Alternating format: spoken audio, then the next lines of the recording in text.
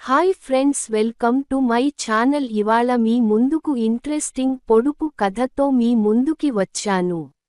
నేను 6 రుచుల వంటకం, ఆనందం మరియు దుఃఖం, కోపం మరియు ఆశ్చర్యం, భయం మరియు అసహ్యం కలగలిపినది.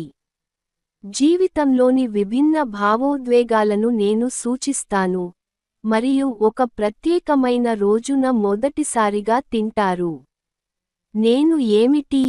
దీనికి సమాధానం తెలిసినట్లయితే కామెంట్ సెక్షన్లో తెలపండి.